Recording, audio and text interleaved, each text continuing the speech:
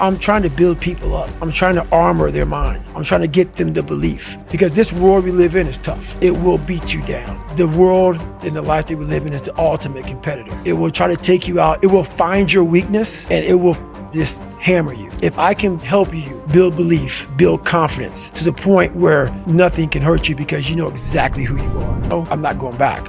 And I went back. I'm not going back and I went back. I'm not going back and I went back. It showed me even more of what we have as humans, if we're willing to go there and we're willing to push that extra step. And like I say, I always tell people, a lot of people, man, how do you do what you do? At the end of the day, I ask myself one question: can I take one more step? And usually the answer is yes. So if you can answer that question and not take another step, that is real failure. That is real quitting. So a lot of people can take one more step, but they choose not to. I don't know if you can take 2 steps. You got to answer that question after you take the first step. But I can always take one more step. So if I choose not to, that's on me. And I got to live with that. That's how they failed in that one moment. And they can't even enjoy their life now because they're now warm. They're now warm. There's no more suffering. There's no more suffering for me either. And we're in the same boat now. But you're suffering. So we're not suffering, but you're thinking about what you could have been. I am exactly what I should have been. And that's where people start to lose it. Because now I realize that in that 1 second. I go through all that. I know how it's going to feel because I failed so many times before. Failure is the ultimate thing, man. I failed so many times before. That's why I don't look at failure anymore as failure. I look at it as my first, second, third attempt. So that's what that's all about, man. Well, some people have been bullied. Some people are just stressed out. Some people are insecure. Some people are fat and overweight. And the world puts a lot of this shit in your mind. I started realizing if I can flip these insecurities upside down, if I can flip this fear, if I can flip all this that made me this depressed, insecure guy, if I can flip it and make it work for me versus against me, I started seeing the power in failure, the power in insecurity, the power in self-doubt. Because I looked at everybody. It may not be true, but that's how I looked at everybody, as being way above me. I thought to myself, if I can be at the lowest part in the world in the sewer and be able to overcome all this shit, I started using that as power. And I slowly started passing the guys from Harvard, the guys from MIT, the guys who were these great families. And oh my God, I'm catching up. I had nothing. So I started flipping it and using this power. The one thing that made me who I am today is being vulnerable. It's breaking myself down to the absolute rock bottom and being able to tell people who I am. And that's how I fixed it. Literally, being able to look somebody in the eye and say, you know what, man, I have a whole bunch of character problems, character flaws. I've lied about this. I've cheated here. I'm insecure here. This isn't the real me. I lied to you about that. I wanted your acceptance in life. All those things happen. But the thing about it is that we get judged so quickly by who we are. We don't know. We don't go to where it happened. You know how it is when you fight somebody and you broke that motherfucker. He's like, oh God, man, I don't want to go back to the next round. And you feel like, my God, I can fight all day. I can fight all day long. That's what taking souls is. But you have to have the will, the heart, the courage to go that distance when you're exactly jacked up. You have nothing left to give and give more. I learned how to control my adrenals. If you know how you get that fight or flight response when you get to move real quick. Yeah. And I started learning the mind a lot, how to get myself jacked extremely fast, like in a horrible environment when everybody's miserable. I learned how to really find strength in the misery. When everybody's suffering, everybody's all poopy pants and their mentality's down and everything, I started just like, my God, this is where I shine.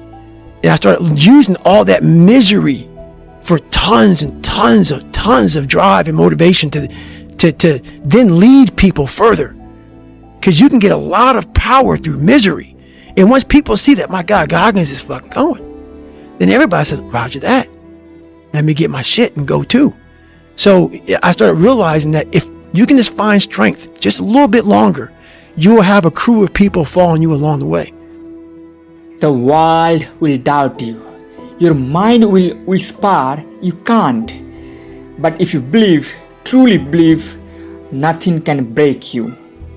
In a society where mediocrity is too often the standard and too often rewarded, the man who finds a way to complete each and every task to the best of his ability, the man who will adapt and overcome any and all obstacles. All my fears and insecurities I'd bottled up for my entire life started raining down on my head. I was on the verge of giving in and giving up for good. By the time I bent over to catch my breath, I'd run a full mile. That's when I first realized that not all physical and mental limitations are real, and that I had a habit of giving up way too soon. I also knew that it would take every ounce of courage and toughness I could muster to pull off the impossible. I was staring at hours, days, and weeks of non-stop suffering. I would have to push myself to the very edge of my mortality. I had to accept the very real possibility that I might die, because this time I wouldn't quit, no matter how fast my heart raced and no matter how much pain I was in. Trouble was, there was no battle plan to follow, no blueprint. I had to create one from scratch. The typical day went something like this. I'd wake up at 4:30 a.m., munch a banana, and hit the ASVAB books. Around 5 a.m., I'd take that book to my stationary bike where I'd sweat and study for 2 hours. Remember, my body was a mess. I couldn't run multiple miles yet, so I had to burn as many calories as I could on the bike. My heart raced and I stopped. This time I felt the same pain. My heart raced like a car running hot, but I ran through it and the pain faded. That's when I first realized that not all physical and mental limitations are real, and that I had a habit of giving up way too soon. I also knew that it would take every ounce of courage and toughness I could muster to pull off the impossible. I was staring at hours, days, and weeks of non-stop suffering. I would have to push myself to the very edge of my mortality. I had to accept the very real possibility that I might die, because this time I wouldn't quit, no matter how fast my heart raced and no matter how much pain I was in. Trouble was, there was no battle plan to follow, no blueprint. I had to create one from scratch. For me, the only way to make it through that was to feed off my depression. I had to flip it and convince myself that all that self-doubt and anxiety was confirmation that I was no longer living an aimless life. My task may turn out to be impossible, but at least I was back on a motherfucking mission. Some nights, when I was feeling low, I'd call Shaljo. He was always in the office early in the morning and late at night. I didn't confide in him about my depression because I didn't want him to doubt me. I used those calls to pump myself up. I told him how many pounds I dropped and how much work I was putting in, and he reminded me to keep studying for that ASVAB. Roger that. I had the Rocky soundtrack on cassette, and I listened to Going the Distance for inspiration. On long bike rides and runs, with those horns blasting in my brain, I'd imagine myself going through Bud, diving into cold water, and crushing Hell Week. I was wishing, I was hoping, but by the time I was down to 250, my quest to qualify for the SEALs wasn't a daydream anymore. I had a real chance to accomplish something most people, including myself, thought was impossible. Still, there were bad days. One morning, not long after I dipped below 250, I weighed in and had only lost a pound from the day before. I had so much weight to lose, I could not afford to plateau. That's all I thought about while running 6 miles and swimming 2. That was the only way I could manage the demons in my mind. Either way, there would be suffering. I had to choose between physical suffering in the moment and the mental anguish of wondering if that one missed pull-up, that last lap in the pool, the quarter mile I skipped on the road or trail would end up costing me an opportunity of a lifetime. It was an easy choice. A lot of us out here are pushing real hard, but we're afraid to go to that dark side. In your mind, when you push real hard, you have this door in your mind, and a lot of us don't want to open that door. Once you open that door, you're in a tunnel.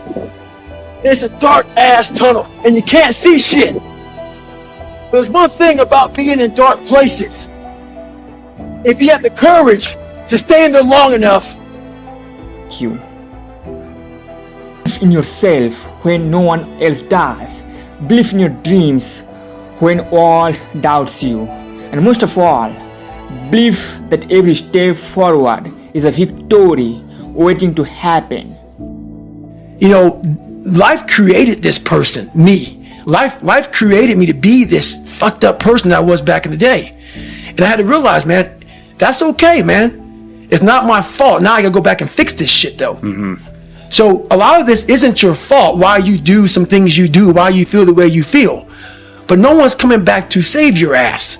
You have to go back to where the shit started, wherever that place is for everybody, and have the courage to go back there and start fixing what broke you. Mm-hmm. And that's when I was like, hey, I'm fucked up. I'm gonna go back and fix this. I wanted to feel good about myself. Is I have the ability to see the end before the beginning even begins. And what that means is I know that to get to the very end, I can see it right now.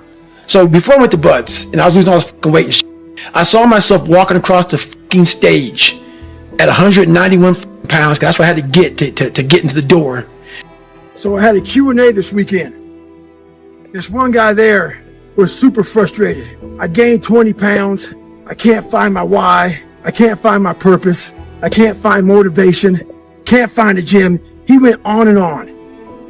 So I said, hey, okay, relax. Just relax. Can you find your balls? Once you locate those, I need you to grab them. After you grab them, I need you to go find some shoes. You got some shoes, you can go walk. You can go run. As far as the gym you can't find, do you have a floor where you live? Do some fucking push-ups. Do some sit-ups. We're waiting to find purpose. We're waiting to find why. We're waiting to find all this shit before we start. The thing about it is this. Start now. So when you find your fucking purpose, you find your why, you can get after it. Stay hard. I would call this guy up at almost every night about 10:30, 11 o'clock at night and give him an update. I said, hey man, I've lost 25 pounds. No one knew what I was doing. I'm really good at creating an enemy. I'm really good at creating something that I'm against. And I'm also good at, if you ever tell me something that I cannot do, I'm going to let you know that I'm doing it. Somehow you're going to know one way or another that I'm doing it. It may not be like in your face. I may make sure that I run across the daggone world. So then it's on the news and you turn the news on the hell. I want to do something that, you know, I'm here. So every time I lose like a big significant amount of weight, that's where I started learning that life is one big psychological warfare that you play on yourself. You play on yourself, man. The most important conversation I ever had is with myself. And the shit I was telling myself was so fucked up. It was so wrong. It was so misguided. And it started to be what you say to yourself every single day. And I started creating a whole nother warfare. A whole nother battle started becoming. I was like, oh, hang on a second, Goggins. You have these tools. You have these tools. Your life was basically the perfect grounds for training for where you need to go in your life. All the beatings, all the bullying, all the, you know, you going through learning disabilities, all the struggles. It was the absolute perfect training ground for you to go to where you need to go. And that's how I started looking at my life versus woe is me, poopy pants, kick a rock down the street mentality. It was I became the roughest critic in the world on myself. And that's what changed me. I literally saw myself in the mirror. I saw the truth versus saying, you know, my dad did this to me from beating me. Kids in school from calling me nigger did this to me. My life did this to me. My broken foundation did this to me. I took that and said, you know what? Well, some people may help this happen, but now I have to own this. No one's going to come back to save me. No one's going to come back on this couch and say, hey, it's okay. You're going to be okay. No, I'm not. I'm not going to be okay. I had to realize I had to take a stand. I had to make a real stand. And it was painful to look at who I was, what the world and myself created. It created a very lonely, depressed, insecure man that would do anything just to have a friend. And I saw that as very pathetic when you look at the truth it becomes very ugly and pathetic. Your eyes will start to adjust to the darkness. Your body and mind will always adjust to more suffering, to more pain. If you want to push harder, know this. Your mind quits way before your body does. So you have to be willing to go way into that darkness and find more of yourself. Stay hard. When you grow up weak and you start to master your mind, because my whole thing is whenever I'm weak at something, whenever I'm scared of something, I master it. I was a weak-minded person, so I mastered my mind. And in mastering my mind, I realized why I no longer judge people, why I no longer put people on a pedestal, because we're all fucked up in our own way. We all have demons. Some people hide them better than other people. So I know we all have them. By me knowing that, I know that most alpha males are very fragile. Very fragile. They never want to see another person harder than them. Ego will fuck you up every time. Ego is serious. So if I can hurt your ego, I got you. So by me having such a fragile ego growing up, all this was my advantage. I was doing a live autopsy on how fucked up I was. I was like, hey, this fucks me up. I bet it fucks other people up too. I believe in a higher power. Don't know the name, don't know where it's coming from, don't know anything like that. But I believe that this power, and visualize with me real quick. Let's say it's a man up there or a woman, whatever, and they have a chart. And when you're born, they say David Goggins, born February 17th, 1975 at 6 a.m. They write the chart down because they can see everything. They know exactly what you're fucking supposed to be. They know what you're supposed to be. You die, you go to so-called heaven. You arrive at heaven, I'm 300 pounds. I retired as an Ecolab guy, which is okay. It's just a job, whatever. I go up there and God looks at me and he shows me my chart. And my chart on there says you were supposed to be a Navy SEAL. You're supposed to weigh 185 pounds. You're supposed to be one of the smartest people on the planet, this, all this. You see this. And now you're in heaven, you made it to heaven, but you're like, God, dog, I was supposed to live that life. I was supposed to live that life. And then you find out that the reason why, because we all think that if we pray on it, if we do this, if we do that, whatever, if we don't work, we just, whatever, it's going to magically happen for us. No. I believe that when I'm all said and done with, my whole job is to outwork the chart. Whatever the fucking chart says about me, the all-knowing power up there, I want to get up there and say, him look at me and say, I know everything. I didn't fucking see this. I didn't fucking see this. I want to feel that. I want to get to the other end of this fucking world, and however I'm being judged, whoever's judging me, to look at me and say, I did not fucking know. I had you at 185, I had you at this, but all this other shit, I was riding as you were living it. I want to find more. All I can. And in that fucking sack of shit, you have to dive in that to find more. Because if you're not willing to go in there and face yourself, you're not gonna find anything. You're gonna live right here on surface, man, right here on surface. So if there is an ending to this world and there is somewhere to go and there's a judgment, you're gonna get there and you might see a chart. And that chart may tell you who the fuck you should have been. And now you get the rest of your life to think about that. And that feeling that I was nowhere near that fucking feeling, I was able to put myself there 1,000,000 times every fucking day. And that feeling of like, my God, that is going to feel fucking amazing. That's what made me suffer. That's what allowed the pain to be real and say, this is worth it. I want to feel for this fucking next 18 months. It took me 18 fucking months to finally become a Navy SEAL, to finally just get through butts. 18 months. It's 6 months. It took me 18. That's what woke me up every morning was, I'm going to put myself through this much fucking pain and suffering for a few seconds. That's all it is. A few seconds of joy. And it's so fucking worth it, man. That's what people don't get. So I'm able to put myself at the finish line, even though I have no finish line, but at the finish line of an event before I even start the motherfucker to say, how are you going to feel at the end of this? And I was a kid who kind of got the bad genes.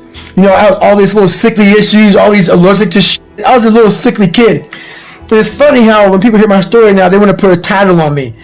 Like, I'm superhuman. And I love it because basically it makes you feel better by putting a title on me. Right.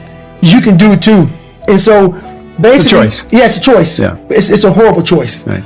It's a hard choice. It's a lot of suffering involved. Yeah. So for me to get the start line, through that start line journey, I realized I'm capable. So what happens through this whole process is the change of the mind. It's a change of the guard. Someone once owned my brain. I never owned it. Yeah. I had no control. You outsourced it. Yes, right. Everybody had it. It was my dad's fault. It was the kids that called me fault. My mom wasn't home fault. My soon-to-be stepdad's fault. The little kid that got rid of by the bus fault. My life was, everybody had a piece of my brain. Yeah. And through this journey of suffering, and the suffering, I put it in because I started finding myself. Yeah. And I started, oh no, I'm taking this back from me. This part of my brain is mine now. And I started puzzling back this piece of my brain. And through that, I grew confidence. God just hooked you right the fuck up.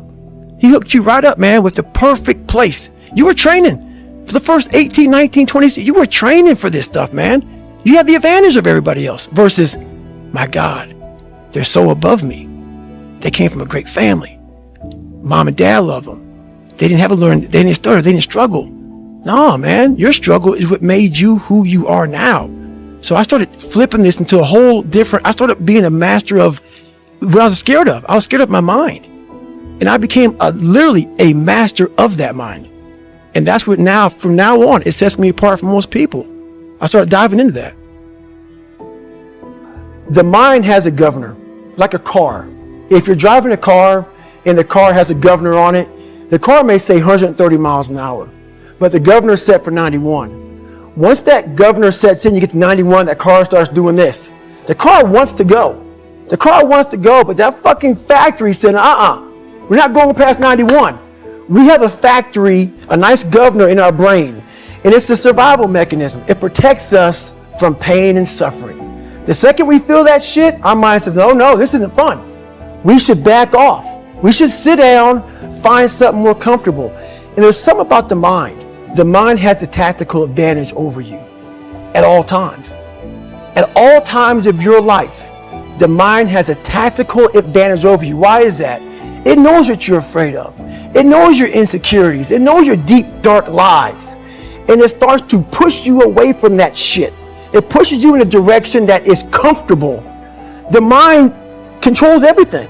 So what I realized was that when I was growing up and I was 300 pounds and I got all fat and I got all insecure, I realized that my mind kept taking me in this direction. When things got uncomfortable for me, when I was facing my insecurities, when I was facing my fears, my mind said, oh no, we have the tactical advantage. We need to get you, separate you from this feeling over your life's all about feelings. We want the happy feeling. We don't want that feeling of this sucks. Why am I here? And you don't have any, so you can't answer those questions, so you leave. I started realizing that if in that moment you can answer those fucked up questions and you are now in charge of your brain versus your brain ruling you, it's the worst pain I can't even describe the pain of that last 30 miles to anybody. No one, it's very hard. Whole body? Whole body. So when it ended, I'm literally dizzy going up my stairs to get to my house. I have my arms wrapped around her going up the stairs, and every flight of stairs I have to lay down because I can't stay upright for too long or I'm gonna pass out. So I finally get in the house, and when I get in the house, I'm once again on the floor. I'm in the kitchen on the floor, just laying there. I finally make it to the bathroom, into the tub. I get rolled in the tub, and she puts the water on me. I'm just laying there with the water coming on me. And what I pee out looks like Coca-Cola.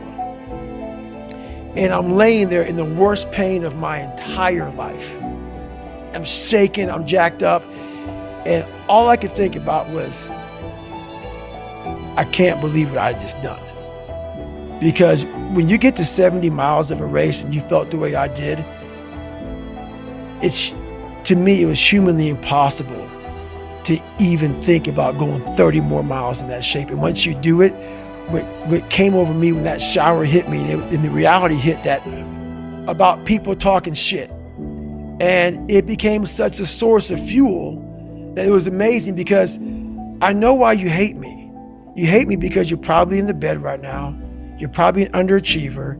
You're probably somebody who doesn't want to do anything with your life. So I make you question everything about yourself. So I'm going to continue making you question yourself by coming out here and being even more successful. So I listen to that while I run. I sometimes played in the house about me, and she's like, why do you do this shit? It's half comical and it's half inspiring. I'm actually inspired by it. I've learned to study people before I react. This is hour 1. I said, let's go ahead and have some fun. I said, we're gonna start fucking with these guys. So the evolution here was we just got through with med check. We're stripped down to nothing, and they're checking us out, making sure we're good. Checking for pneumonia, checking for fucked up knees. My knees all jacked up, but they're giving me shots and shit.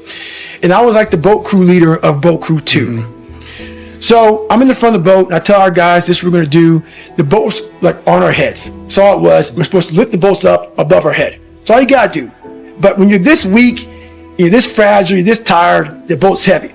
So everybody's holding the boat, and they're shaking, and the boat's starting to come down their head, and all the boat crews are all lined up, and they're fucked up. And I'm looking at that, and I turn around my boat crew and say, hey guys, because there's no successful person in the world who's in a good headspace that's going to ever attack anyone in that kind of manner. There's always going to be something wrong with it. So you got to always dive a little deeper before you get your feelings hurt. Before you get your feelings hurt by that bully at school or that boss at work, take time. Take that 1 second to pull back and study them. Because most people who are in good places, they don't care about what you're doing. They don't care about what you're doing. They don't try to destroy you. They actually will try to build you up versus destroy who you are as a person. So that's where I'm at now in life, is most people who do that, they're in a very dark place. Man, I could have lived a much better life if I just would have just suffered a little bit more. If I just would have went in that shit and realized I had so much more. But fear and the 40% and living here versus living here, being afraid, stopped me. So I'm a big guy in visualizing. I'm a big guy in making a world. It may not exist. To me, it does. To me, it does. And I'm overpowering myself every day. And you got to find tools to do that. That's the tool that I use. So that's what it's all about. What do you think most people get wrong about motivation? They think it's a permanent fix. They think it's something that is a constant. They think that maybe once I get it, I'm going to hold on to it. And that's the thing about that I was telling you, that I always talk about. Nothing is permanent. Nothing is permanent. And a lot of times you have to learn to perform without motivation. You have to learn to perform without purpose. You have to learn to perform a lot of different things. And that's what people think. They think I need to have this motivation to work out, to study, to be better. So if they don't have it, they just don't fucking do it. And that's where you fail. You have to learn to train your mind well beyond motivation. If you have motivation, that's great. That's some kindling to the fire. All it takes is a little spark, you can burn the whole forest up. But motivation, you have to learn to exist without it. You have to learn to be, you have to be your best self when you're least motivated. And that's the tricky part about all that shit. Motivation is just a word. You have to have these different things in your mind on where you want to go and know that motivation is not going to get me there. Because I'm not going to always be motivated. And you realize I can play with this mother, but it's too late. You gave up 2 sets before you got on the court. You got to stop giving up 2 sets before the game begins. And we do that already. We give up 2 sets before the game begins. So I learned that real quick. I saw these Navy SEALs before I became one. My God, they're better than me.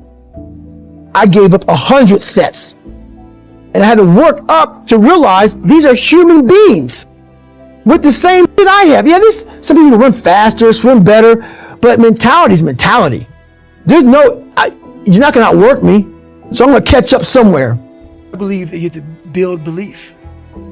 Belief is like, there's an after school special belief where the mom says, believe in yourself, and that's all great, but there's also a built belief. And the built belief is one where you are constantly, like for me, I came from a bad place. How I build belief is through the daunting tasks I put myself through. So that's proof positive that I can. So it correlates. And that's how this piece of shit kid that I once thought I was built belief by saying, I was in 3 Hell Weeks. I went to Ranger School. I tried out for Delta Selection. Undeniable stack of proof. That is proof, mother. So whenever you think you can't, confidence comes from the thing that you built. You must build belief. You must build confidence. It can't be like, hey, I'm gonna knock that shit out. You gotta look over here and say, I can knock that shit out. And they're beating the crap out of us. And when I started to realize, I started playing mind games. I bet these fuckers are looking at us, judging themselves about when they were going through Hell Week. About, let me see, I'm looking at Goggins right now. I was better than him. I was better than that guy. I was better than that fucker over there. And I was like, okay. You're gonna judge me, right? So what I started doing was I got my boat crew. It's Wednesday and everybody's broken, everybody's beat up, man. And like this, I mean, you start moving like a robot. Everybody's like just trying to get through Hell Week now, and your energy's zapped. And they know Wednesday's like that over the hump. They tell you how you're supposed to feel. So you are feeling that way. I was like, don't let these motherfuckers tell you how you're supposed to feel. No, it's day one, motherfucker. It's belief, and it's built on what you put in to yourself. So if I can help you build belief, build confidence to the point where nothing can hurt you because you know exactly who you are. You've faced your demons. You've been able to go on an audiobook in your mind. Maybe you didn't write a book, but in your mind, you were able to hear all your past traumas. You were able to listen to them. You're able to say, okay, now I can now talk to people about what I went through. I'm no longer embarrassed. I'm no longer ashamed. Being ashamed is one of the biggest things that kill people nowadays. In their minds, kill them from moving forward. I'm ashamed of myself. Don't ever be ashamed of anything you've done in your life. Face it, fix it, make it better. We are humans. But then again, if you always think that we're humans, you will always just be a human and always make the same mistakes. You must take this knowledge that you learn from all this shit is knowledge. So I'm just trying to give people that strength to go in the archives of your life. Because while you're probably up, it's probably something happened to you in your life. Go through the archives, dig it up, study it, and then use it for yourself. That's the main purpose for me right now. It's time to fucking take some souls. They're like, what the fuck are you talking about? I said, we're gonna get you. I go, see all these fucking instructors out here, all in their fucking jackets and drinking coffee and laughing and smiling and shit. I want their fucking faces to go straight up fucking dumb. So we're gonna do this. We're gonna start boat pressing this motherfucker. Just take my lead, trust me, you'll get energy from it. We start throwing this boat up in the fucking air, catching it, throwing it up and catching it, and we start yelling, can't hurt fucking boat crew too. We're yelling our fucking ass off, and we're doing it. And I looked on the instructors' faces, and it looked like someone had just fucked with their soul. And I looked at my guys in my boat crew, and I said, hey, guess what? Those motherfuckers aren't fucking tonight. We own space in their fucking head. We own space. They're gonna think about us tonight. But we were bringing the fight. We were attacking. So when you keep on doing that, guess what people start doing? I ain't fucking with these guys no more. So Bro Crew 2 got a lot more sleep. Bro Crew 2 just became that Bro Crew, like, hey, we just kept charging, and we start fueling off of that. We start fueling off the fact that, man, it takes 1 second of energy to steal everybody's. And then you have all the energy you need. That's all you need. You need to look at someone's eyes. Something in you has to wake up. And usually the only person that can wake it up is you. That's where all that stuff comes from. So the 40% rule is all of that. You get to 40%, your brain says, we're done. Let's roll, man. This is starting to get painful. This is uncomfortable. So you sit down. You have to figure out ways, and everybody's different. That's how the book kind of talks about, like, we all have these things about, 5 steps to this and 4 steps to this. It's a lot more than that. That's all bullshit. It's a practice that you have to, it's a habit. So if you know that at 40%, I'm feeling pain. At 40%, I'm feeling pain. That's where the 40% rule kicks in. Now it starts. Okay, I'm feeling pain. My mind's saying all this shit to me. It's saying, get out of here, run, flee. The fight or flight kicks in. Okay, we're done. We're not good enough. It starts telling you all these things. You start to believe it because the mind controls all. This is the time where you have to gain control back of your mind and say, okay, let me see if I can go 45%. And then once you start giving yourself more and more hope and start realizing, okay, the mind starts to be, okay, what are you doing? We're supposed to be going right and you're going left. You start then controlling your mind. Start finding more in yourself. And then it goes from 40% to a lot further than that. But that's the start of it though. Get to the spot where your mind is saying stop.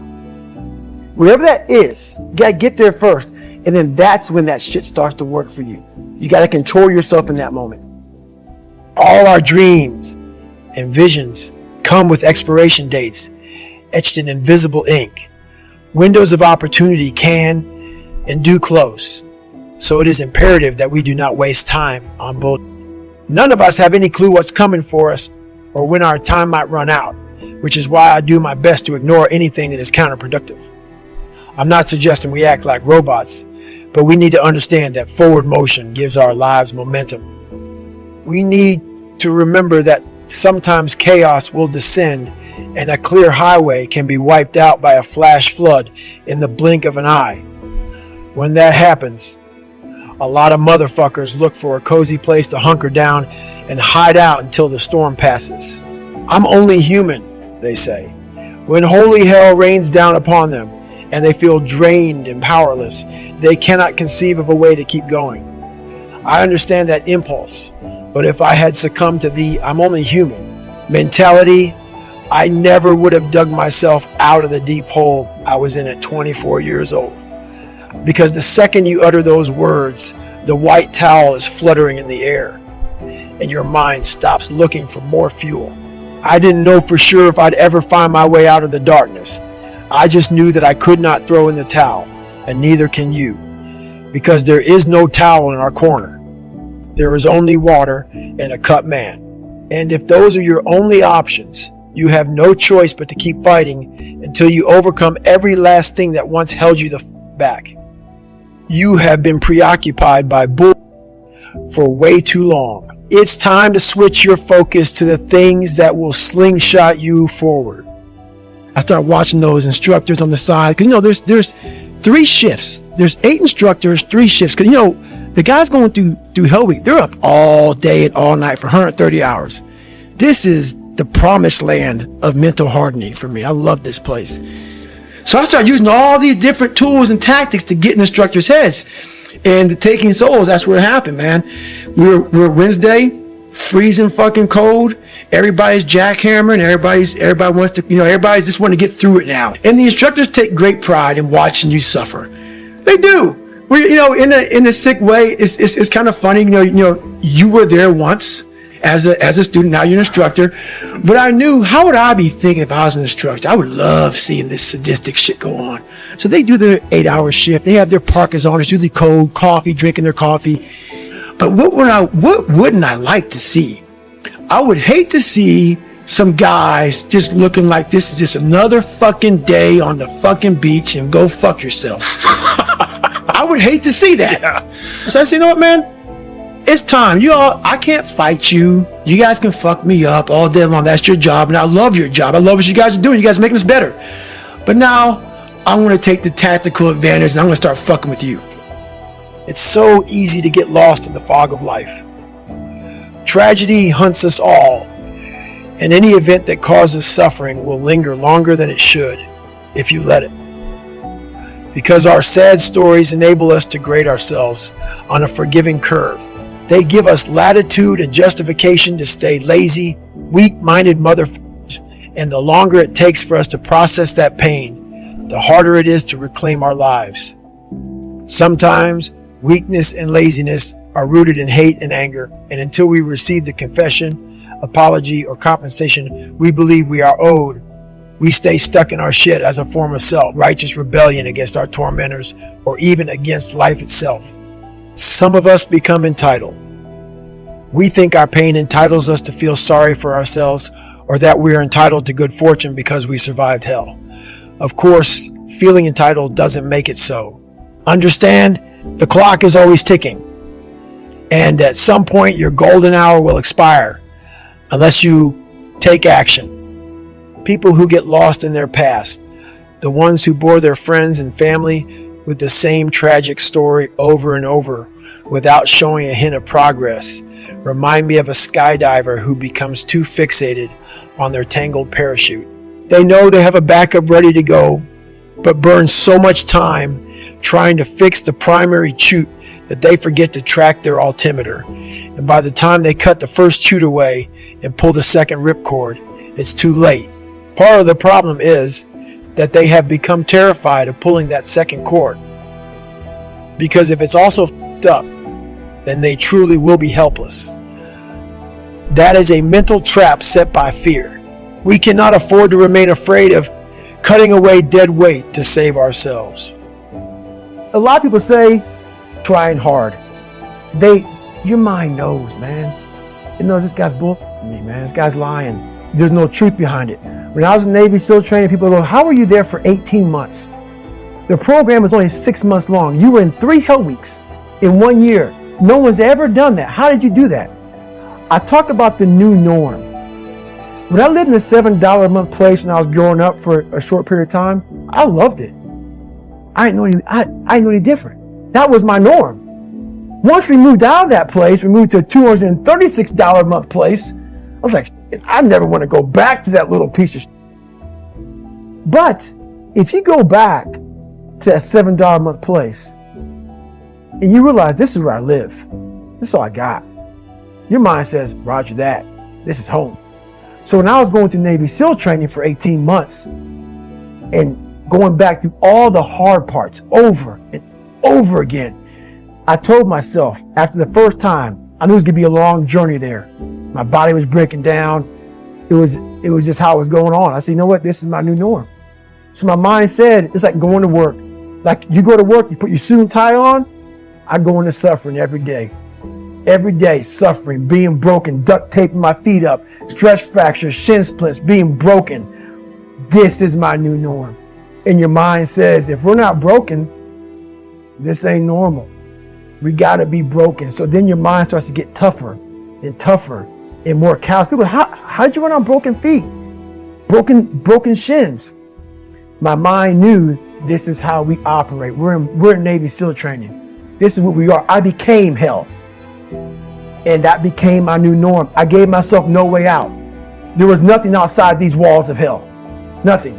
I love God, but for a short period of time, I became the devil because that was hell. I became the boss, the owner, the CEO of Navy SEAL training. That was my mindset. And that's how you get through things. You immerse yourself wherever it is, and you become that. You become that and give yourself no way out. First big problem is that you have put a lot of people above you. Put no one above you. No one. I put God above me. Besides that, there's no one better than me. So the first thing about it is, once you realize it, and you have to realize it, you got to call yourself out. Addressing it is very small. It doesn't go from like one morning this way, next morning I wake up and presto, 5 steps to greatness. No, it ain't that, brother. You read my book, this is hard work. It's every day, like right now. I had to be honest with you, man. I'm even shaking right now being on this show. I'm a big time introvert. How you address it is you face it. You face it every day. You face it every single day of your life. Where you say, okay, like if you're fat and you need to lose weight, it's patience. It's patience in this fact of accepting who you are right now. I'm fat. I don't like myself. Accepting the fact that if you lose 3 or 4 pounds, that's a huge accomplishment. You have to live in your own fucking world. You cannot judge yourself. That's why social media and all these things are horrible. You can't judge yourself off of the so-called competition that we have made up in our mind. The things that how people look, how people act, how smart someone is. This is a race that you run completely alone.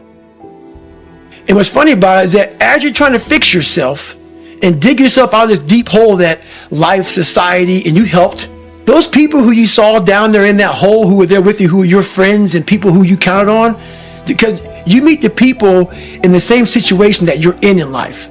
Those people become your friends. And the second you try to get out of that situation and become better, those people are in that grave, in that dungeon, just yanking at your heels, man, saying, get the fuck back. Oh no, you're gonna make me feel like shit by you getting out of this hole. So I get that all the time now.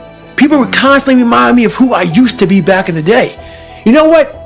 When you come from a small town, and you come from a place that a lot of people don't want to come out of it and get out of it, and all you want to do is become somebody, you've got to be able to get out and let your mind see open-mindedness. Because a small town, what it does to you is it closes your mind. Completely closes your mind. Not everybody. This isn't everybody. A lot of people. You have to be able to go out there and create open-mindedness. You need space. You need space to see the world. Like a lot of racism, a lot of ignorance in the world, it comes from people not being out and seeing other things, seeing other people, seeing all kind of shit. That's why we judge so harshly, because our minds are so closed to the reality of life. It was not easy to maintain a positive outlook and commitment to work and training upwards of 18 hours every day for 6 weeks. There is a reason smoke jumping is a young person's game. I arrived in great shape, but I was using my body in a way I hadn't in years, and the torment was unrelenting.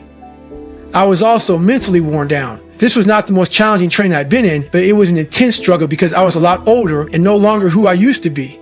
A lot of people let a realization like that limit their future. They lose their edge and scale back their ambitions and expectations to protect themselves. They retire and quit pushing themselves into uncomfortable environments and challenging situations. Much of that has to do with the age passed down. There's a pass down for everything in life. When it comes to age, we seem to share a common misperception of how we should feel or where we should be based on a number, when sometimes the problem isn't chronological. Often it isn't Father Time that is fucking you up, but his brother, Father Fatigue. They say that you can't beat Father Time, and that may be true, but you can damn sure make his brother feel your resistance. And if you are willing to outlast the headwinds of fatigue, minute by minute, hour by hour, day after day, you can at least meet Father Time face to face and negotiate with him. Whenever I felt too tired or sore to get out of bed, I kept my eyes on the horizon and reminded myself that smoke jumper training is temporary. Some mornings it actually felt good to be so fucked up, because that was a sign that I was still willing to turn myself inside out to look for that blue deck line and do something that spoke to my soul. True, I was not the same David Goggins. I was a much better version. I used to think you had to be the best at everything to be great and to be a strong leader. And that's not the case. The valiant motherfucker is the person who faces long odds yet continues to try. When those young studs saw me running in the snow before work, it fucked with them. And when word got out that this supposedly bigger than big 47-year-old savage was stuffing his limp dick hands in the snow and placing them back on the letdown line for hours, hunting a physiological adaptation, it showed them what it looks like to refuse to be denied, what it means to be never finished.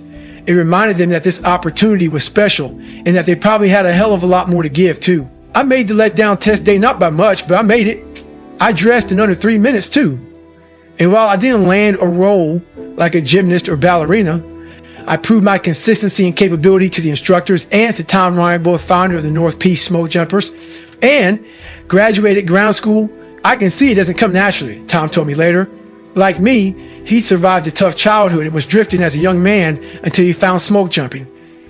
At 27, after a health scare, he launched his own unit and built a culture centered on respect and excellence. None of it was easy or came naturally to him either, which is exactly why I wanted to be there. It's good you're not a natural, said Tom. I can see you, Will, and I respect that.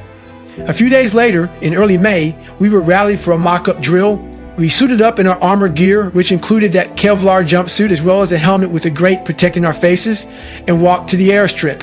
Our first jump was scheduled for the following morning, weather depending, and our instructors wanted us to squeeze into the Twin Otter, the smaller of the two aircraft in the unit.